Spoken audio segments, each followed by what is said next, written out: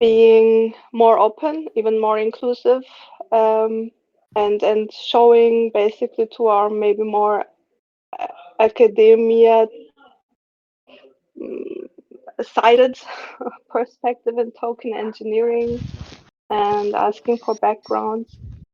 How are you You. seeing this now? Well, I was just saying to Durgadas and Mount Manu that I haven't been to an Omega call in a while because sometimes it can be a little bit over my head. Um, but Hmm.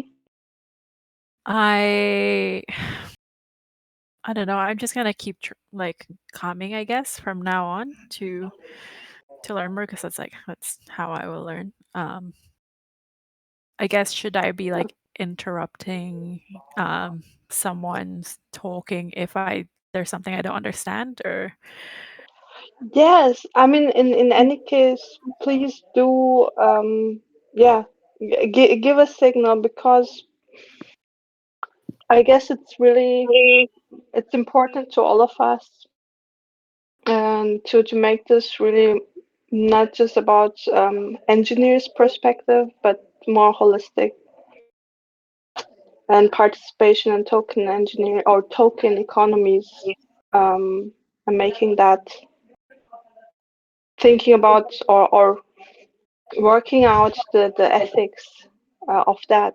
So please do. okay.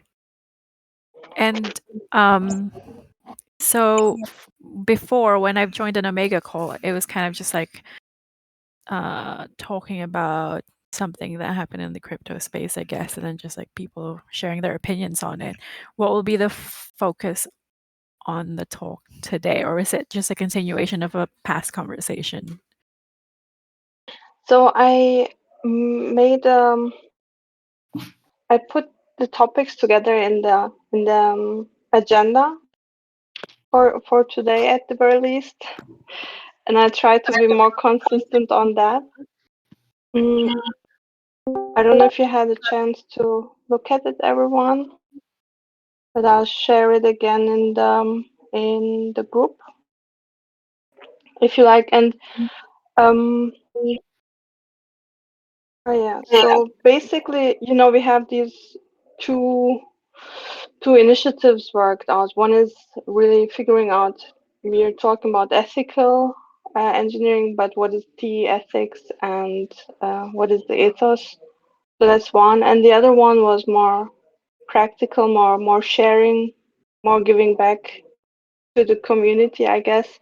The library, right? About the very different streams of knowledge that people have that brought them here, and that we make a library out of this by people actually contributing um, the sources that have enriched their understanding of token engineering. Maybe because it's their background, or maybe because it was uh, something completely new to them, but they grew into it, they learned because of token engineering. So these are the two, I guess, rather practical things, right? Um, and yeah, and basically one of the top or the token engineering ethics topic is the one I would actually, if we have time, or basically that would be the thing I would love to discuss today. How are we going to operationalize that? What is it going to be? Is it going to be this exchange, people coming in and exchanging about, yeah, their ethical concerns or dilemmas that they're in, and or basically the evolving domain of it? Or are we just going to be fine by saying, okay, these are the ethical principles, we figure them out by exchanging together in focus groups and in the Omega working group, You wrote it up. You can read it in token engineering Gitbook. That's it,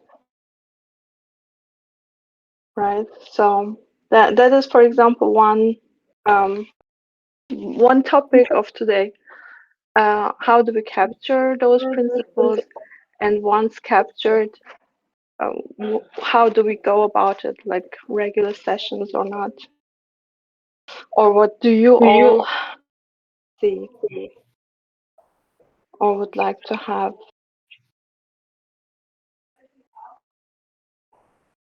Maybe instead of oh no, I'm getting an echoes from Mount Manu. Sorry.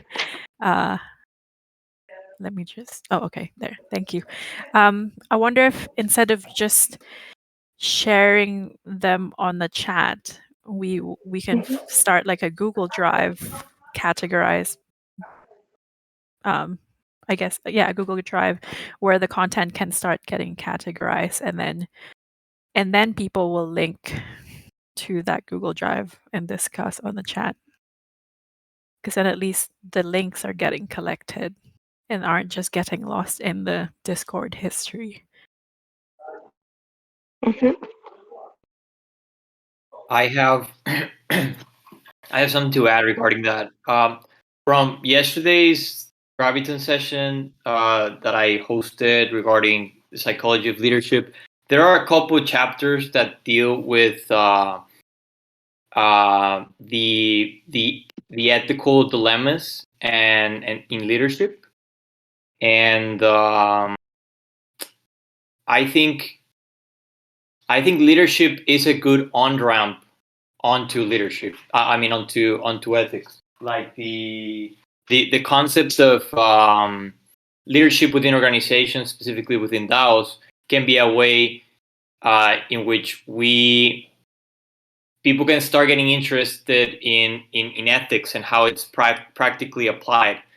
Um, it's very interesting that, I mean, power creates moral dilemmas, but the fundamental ethical dilemma in leadership is that if you want to accomplish something great, you are never going to be able to create just benefits for everyone.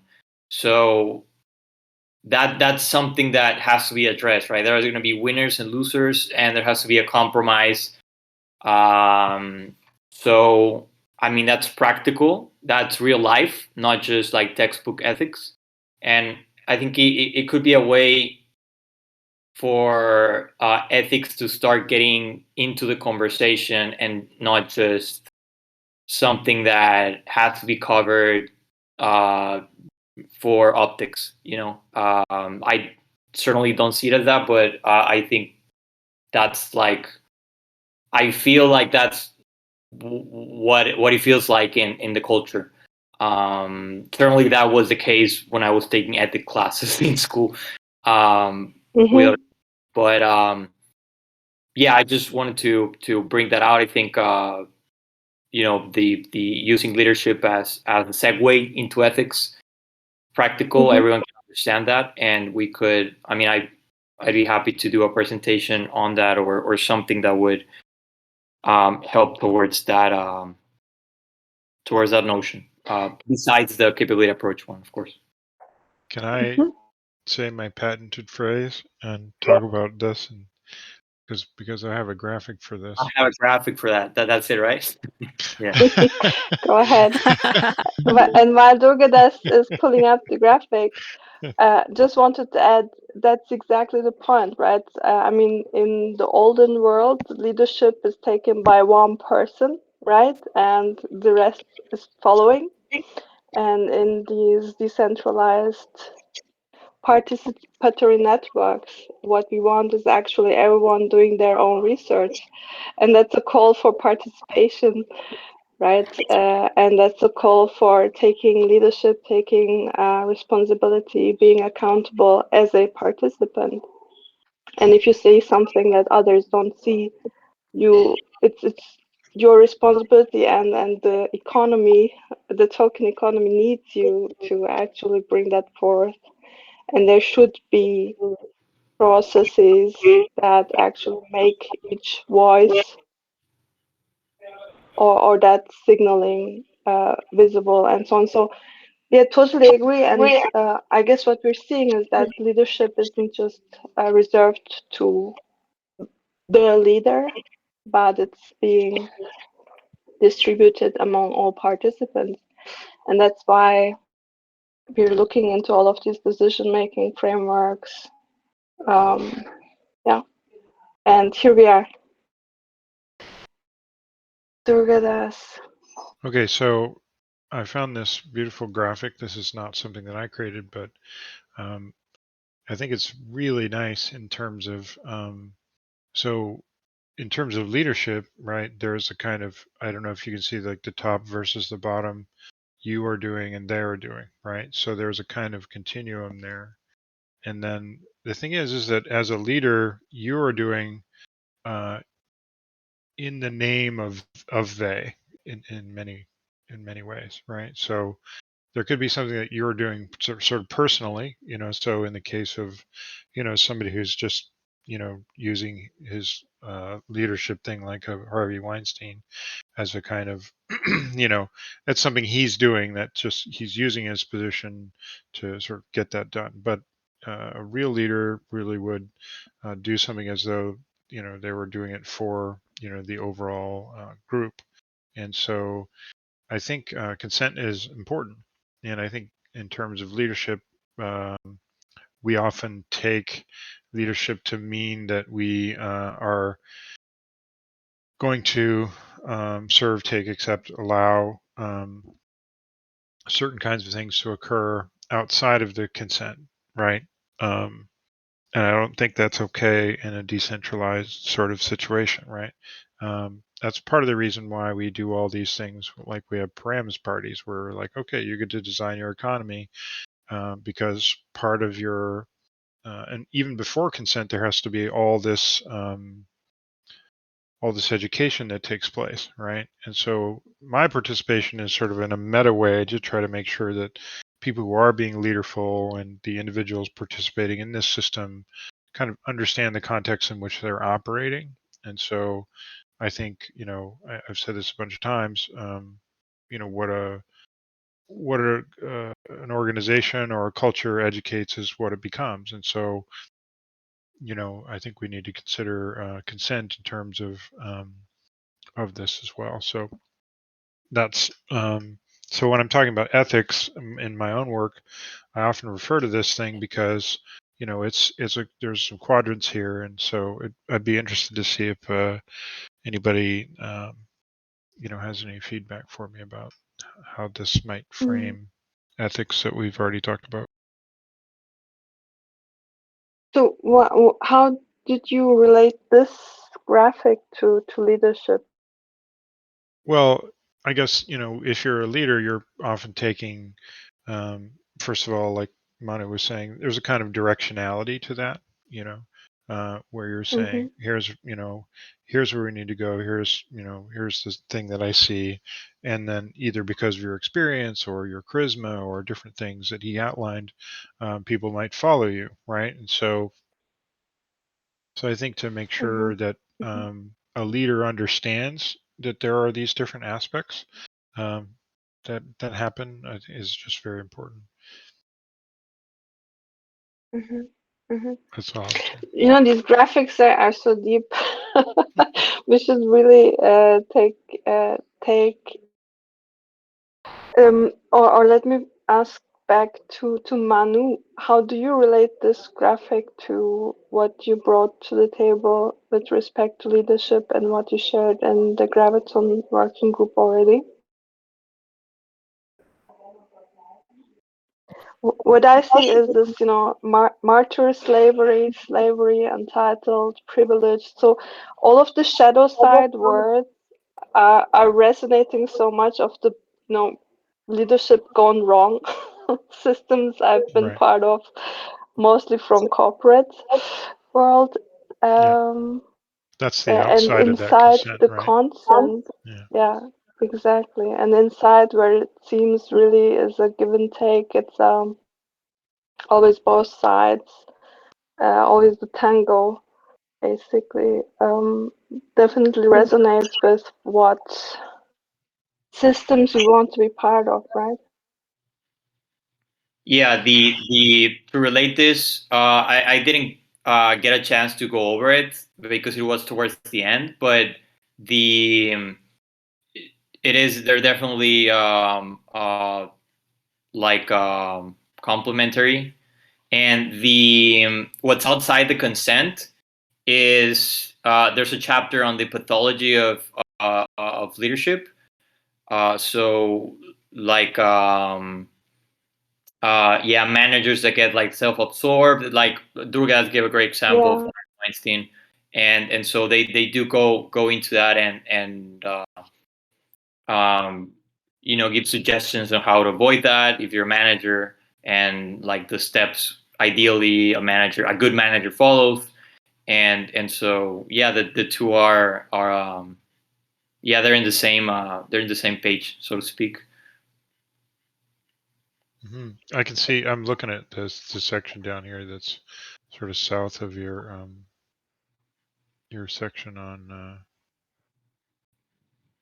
the psychopathology of power, psychopathology and power. Yeah. Power. So Yeah.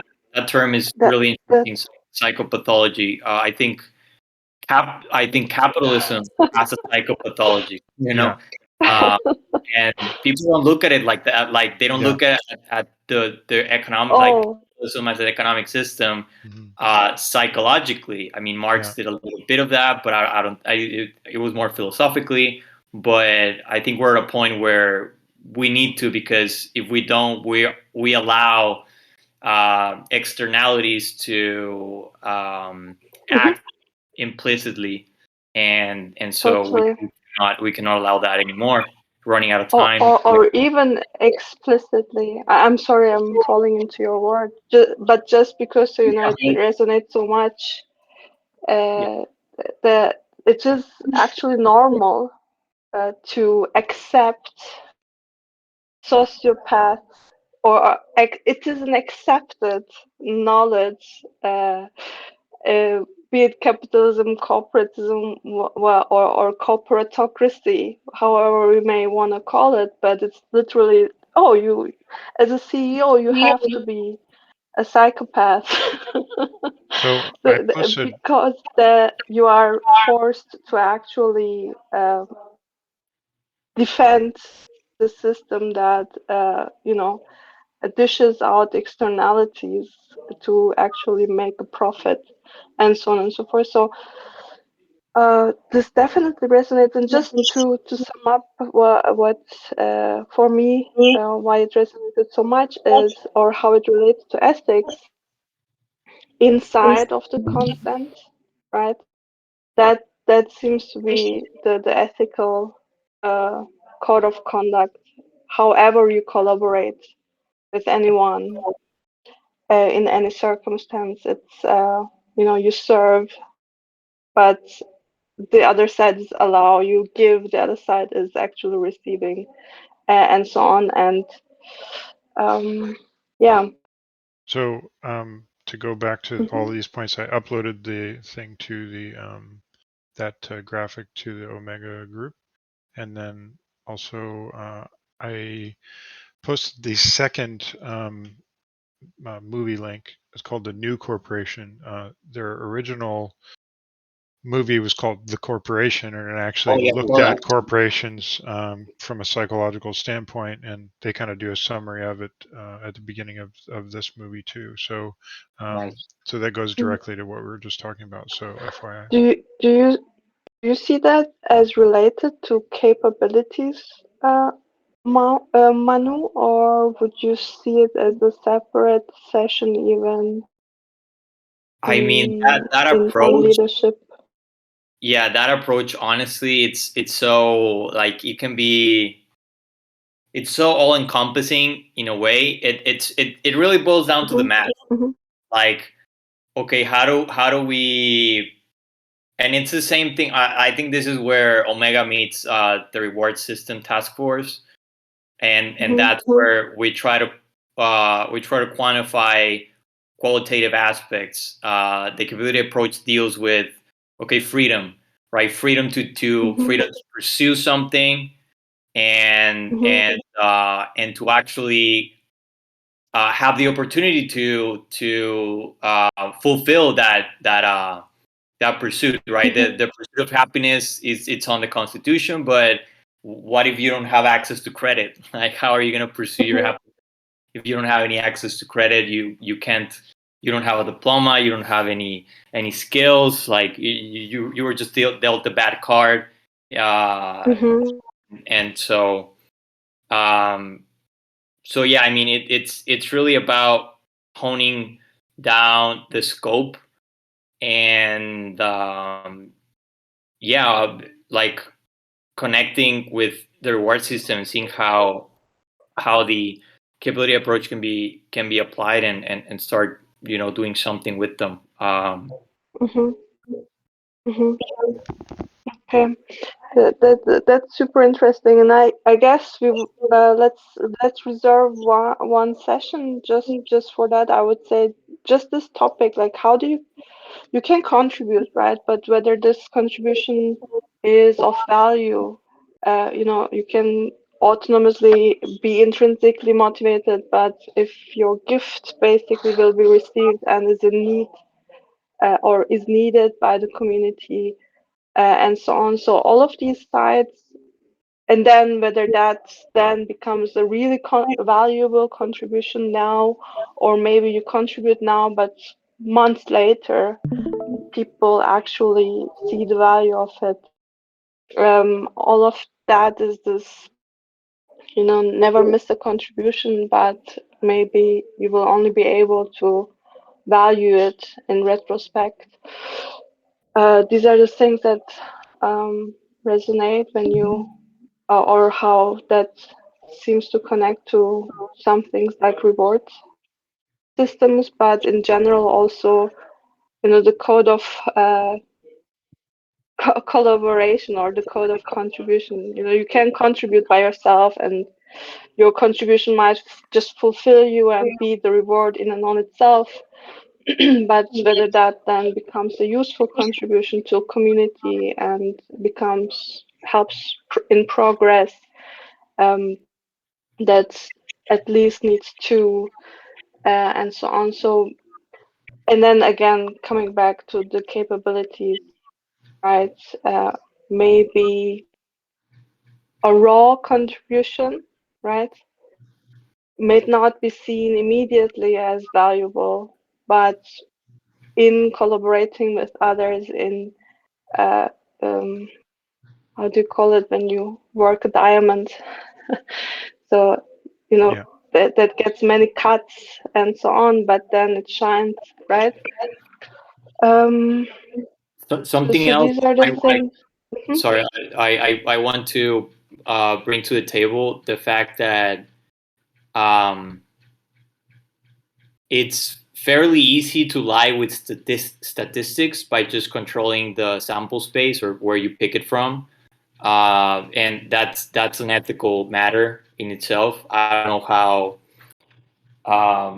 how can we go on about creating some sort of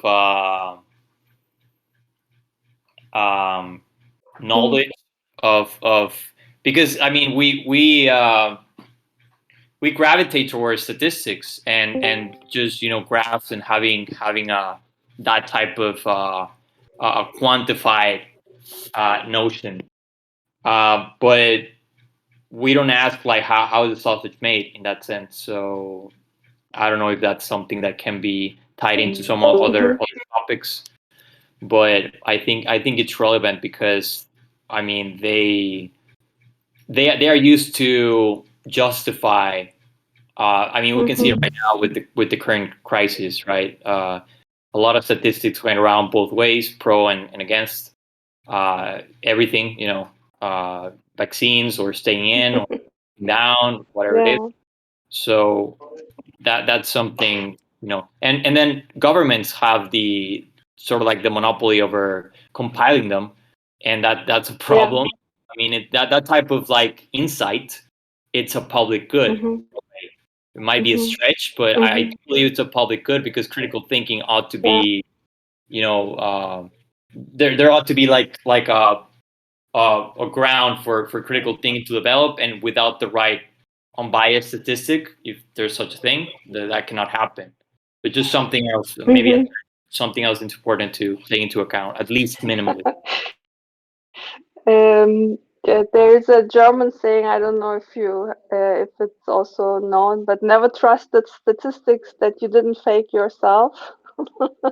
I just added it as you didn't compile yourself, but in a sense that goes back to, if you would so the ethical aspect of compiling data, making sure that the statistics then actually are trustworthy and not skewed. That's definitely a thing of ethical concern, or it's the underlying of ethical AI, for example. So definitely edit this onto the big topic list, basically. Well, and I also think that there's an ethical position in terms of being consistent and persistent. So if I, with my name, associated with this thing, show up with the same message each time, then pretty soon people are going to go, okay, I get it. This is a person who's being transparent and is going to understand what's going on. And I think just showing up is often a big thing too, right? So I think there's another graphic that I really like that I showed in one of the gravity things that it's about showing up all the time. There's a big thing about I'm looking for it now, because I don't know, I just try to be really transparent in terms of what I'm doing, and how I do it, and I show up and I'm pretty consistently. That's an ethical thing too, right? If a person just shows up trying to influence things at a particular time and they're not, doing things consistently, or they're not, then there's a kind of unethical, thing to that, it seems to me. So it's not just it's not just that that the thing in and of itself is ethical or not ethical. It's that the person and their approach and what they're saying and everything is consistent. So I added that, and maybe it goes to contribution, collaboration, consistency type of area. I just to this happens in Omega working group, and I personally say that I enjoy it. But if people, that it seems like we're going off on a tangent, but I believe but I believe we're basically coming up with missing puzzle pieces. So and this one, in my view, what we just put on the table is definitely one that is contribution, collaboration, consistency, your freedom, but also your capabilities. That maybe create freedom or legitimize that freedom, right? The autonomy and the healthy interdependence in a community, the individual and the collective. So these are all recurring topics, and this one definitely is one topic. It is in every token economy, in every community that I'm part of. Well, Is the still a reason why I big say that, unsolved issue. see, the reason why I say that is I'm showing up all the time to serve. So let's look right at this you are doing thing, right? So I'm showing up all the time saying I'm taking an action to benefit somebody else. But they may require 20 other things to hear from me before they can then accept it. Do you see what I'm saying? So in a similar way, like I have no flipping clue what's going on in most of the other rest of the token engineering commons. My job is to care about the individual people who are here and some, provide some context to the efforts that they're making. That's my bag. That's what I do. so the fact is that I have to show up and be clear and consistent and precise and be able to adapt, and that's what I'm doing. On the in order for them then to accept it. At the same time, if I showed up here saying I'm martyring myself and no one's listening to me and oh my god, you know what I'm saying, like if I did that, you see what I'm saying, Yeah, then I might be clear, I might be consistently martyring myself, but that still doesn't contribute anything, right? And so like yeah. I would then be saying, please accept my martyrdom, when in fact that's not that great. You know what I'm saying, for the community. And there are people who do this, just in the same way there are number go up people. There's people who want to martyr themselves in these kinds of ways. So I think, this shows maybe more of a narrative thing than might be initially apparent. So, no, perfect. Yeah. There's something that I wanted to say, because it has been in my mind, but yeah, it can be maybe a tangent a little bit, but I will try to keep it close to what we're talking about. And is that I think that one of the most unethical things right now is politics. So Yeah. I think, like, um,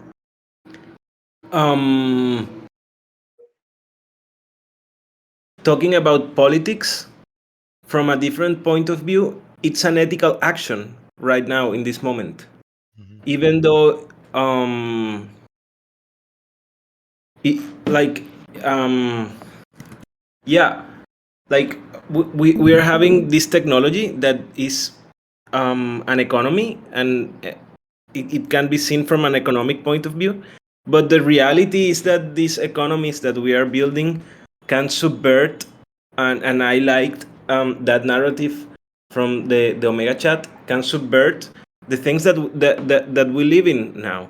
And I think that would be like um a very ethical approach on the practice that we can also have in our loop. I'm talking about this because I loved the Crypto Cities article that Vitalik wrote, and I think, like, yeah, the most ethical thing we can do to the world is to really not only create tools to enrich ourselves or create tools to become slave of the tools, but create the tools to free humanity. And that's like the real ethics. Like, how are we going? How are we using the tools that we're building? And intention bring the the the intention of it, right? We say, oh, politics has gone, gone to shits, and then just say, okay, we don't want to have politics, but that's we are human, social, political organism, and this whole DAO space or decentralization obviously is political, right? So that resonated a lot as well, and the way you put it, when I try to connect it back to what we have on the table now, it's basically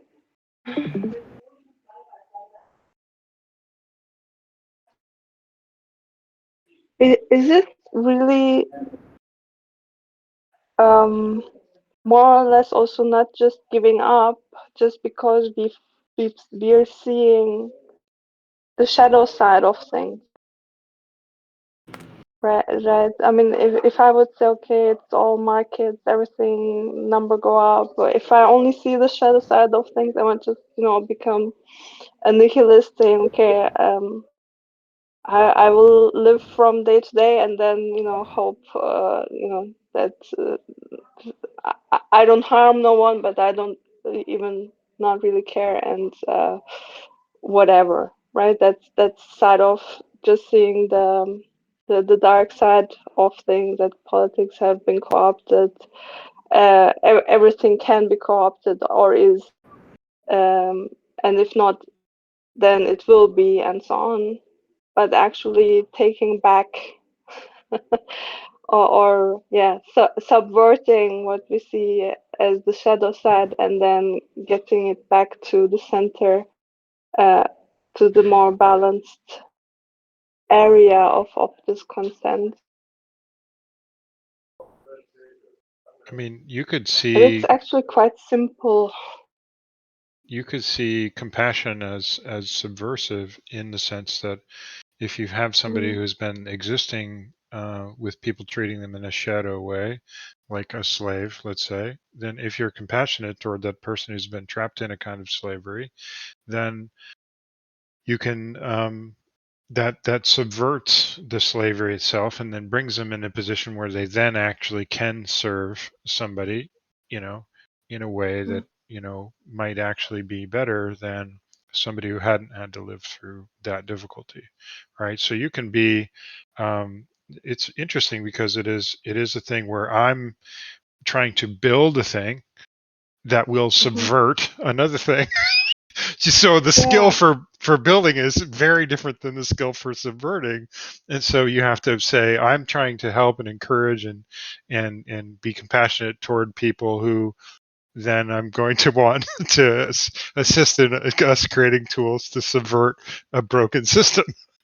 Right? And so it's an interesting question, because those two things appear to be opposites, but when you chain them together, then you can flip it around. So you could be a narcissist who goes in and everything that you destroy, or everything you touch, you destroy, because you came in saying, I'm going to be good to you and do all these things. And you say, great, I'll let you come in my house.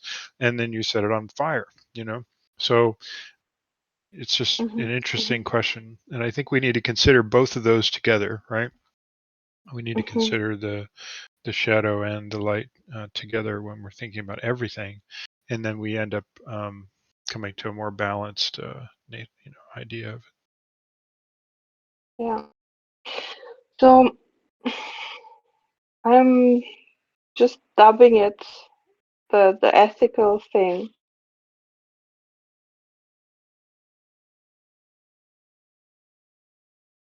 Like the ethical thing to do would be, should be, and so on, right? So that's how we, or that's maybe just a conversation starter. But I think through this exchange in the Omega working group, we are coming to the realization that the light and the shadow side all coexist all of the time, and it's always a choice on what you focus, right, and what you reflect.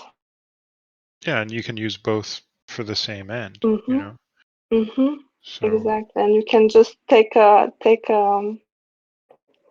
moment and just accept, right, that both exist, and just also maybe just create that space where the participants can also just accept that, but together, basically, again, through consent and through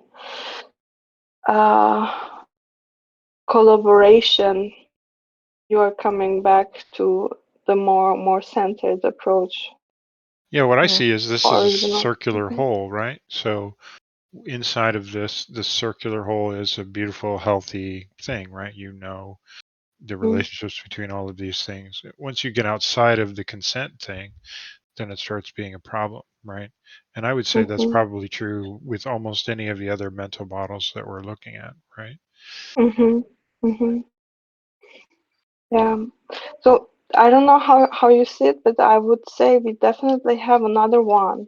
And Manu, if you say it works well with the capabilities approach, maybe we have just one more session where you share, or also call on any one of us to help you put it together. But I would love to have one session solely really focused on this, leadership, the way politics, the way we used to, and how we see it is going, the pathologies of it. But then how we actually, by seeing that, can choose to be in this healthy space together, It may and be that also we could. help each other.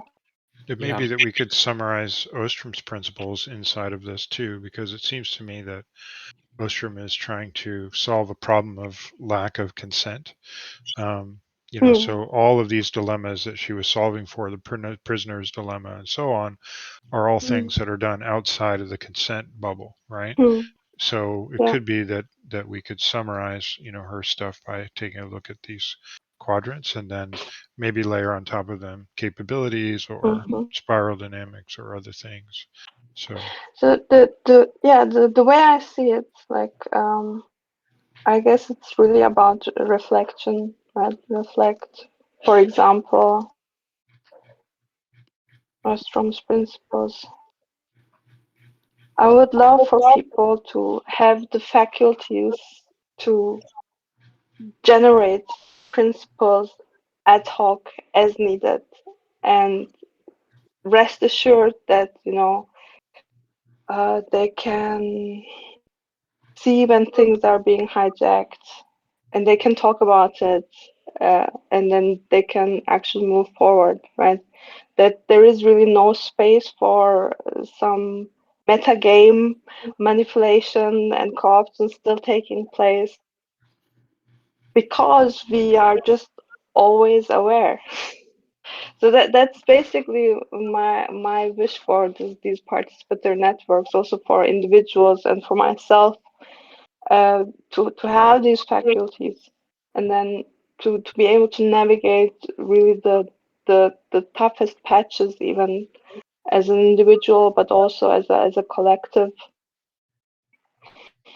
And a reward system, right? If a reward system should help us to actually navigate, right? Give us or feedback and uh, amplify signals to help us navigate these highly complex, adaptive, dynamic systems, then that reward system should pick up on these subtleties, on these contributions, etc. as well. So this definitely resonates a lot, and I can at least say one, and I'm sure there are more communities who would be interested in exactly this discussion, and then also again how it ties to reward systems. So definitely we could have I don't know, Manu, please interrupt if you had something else in mind, but we could definitely have another focus group based on these on these things that you just shared here. Yeah, I'd be happy to be on that and prepare some content for that as well. yeah, me too. Yeah, actually, Cool.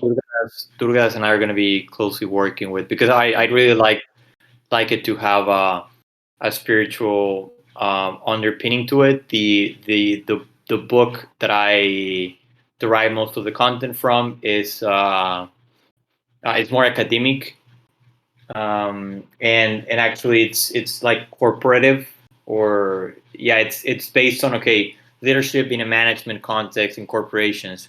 So it has to be applied to Web3 and DAOs, and there has to be an understanding of spirituality.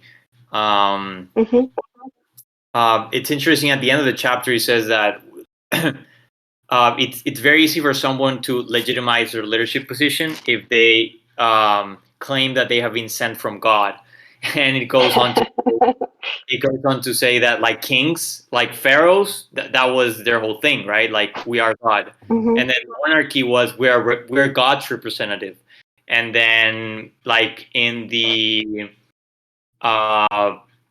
like in historically, like in Western Europe, like the church had like a huge amount of leadership, or call it influence if you will, but it was like leadership, and they didn't have any armies, but it was because they were like, okay, we are God's representative on earth. So there is enough to tie the two together, like spirituality and leadership. But I'd like to go more into like the shadow aspect of it and how it ties into Hinduism and Vedic philosophy and all that Durga is an expert in. Yeah, we just got done talking about that in our Spiral Dynamics group here. Yeah. Okay. No, super cool. What is the book called again? It's called the Psychology of Human Leadership. It's Okay, cool. a Springer book, one of those. Cool. Yeah. I have a similar, more lightweight reading. It's called The Buddha and the Badass.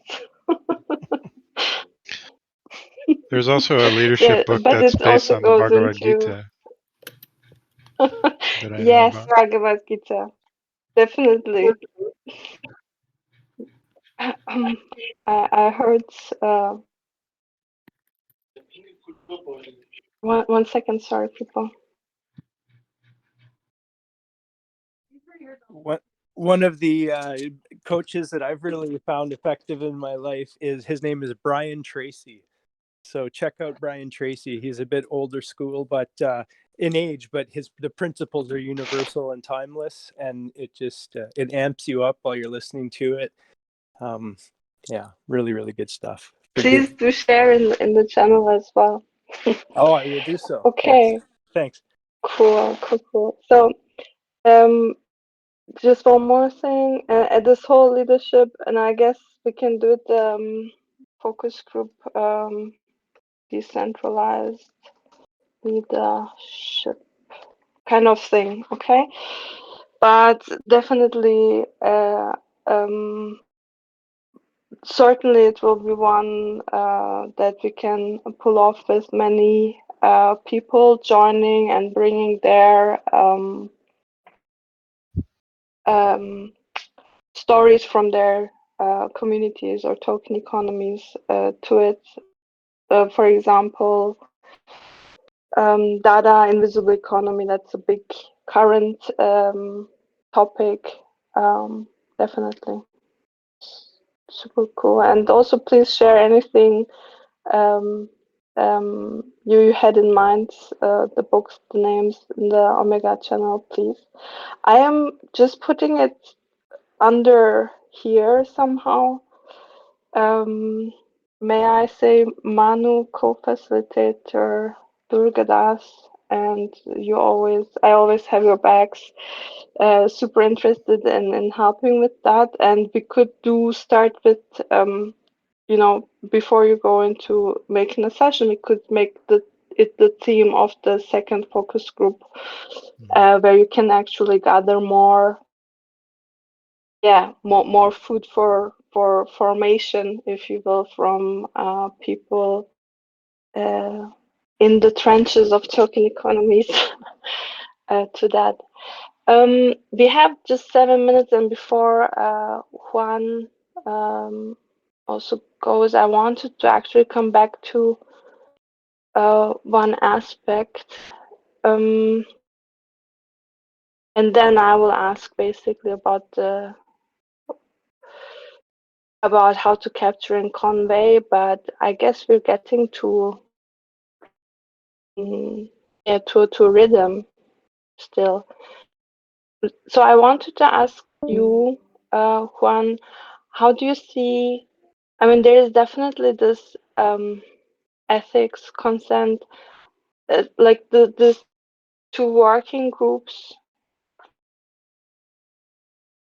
definitely quite close, or I would say T ethics, or just one topic of T ethics if we are actually acting ethical, or with these ethical principles, right, we are actually doing a lot toward preventing conflict to arise without being noticed, for example. Yeah. Yeah, for sure.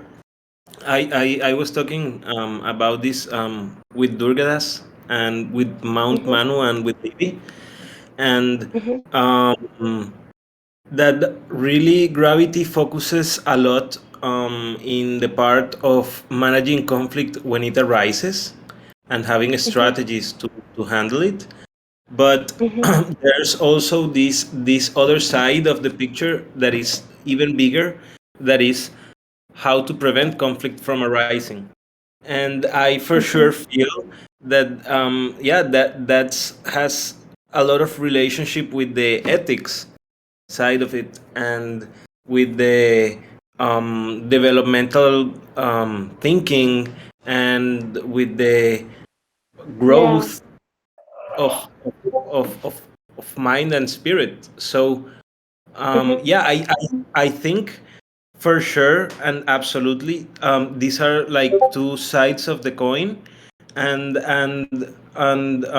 I would like to promote this more, like yeah, either participating more from more in Omega, or Mhm. joining forces with gravity to Mhm. make more full picture that Mhm. can avoid both sides of it. Mhm. Mhm. Cool. Cool. Yeah. So. Mhm. And I Okay. think Basic. Mhm. that sorry for interrupting, that Durgadas made it really well in one of his um,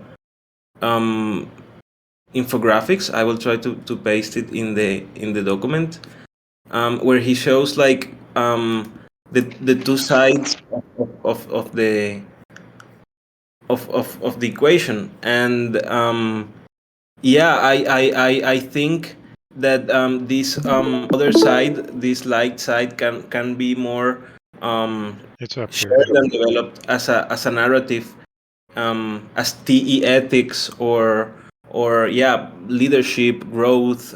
There's a lot of names to Mhm. it, like inner engineering. Yeah.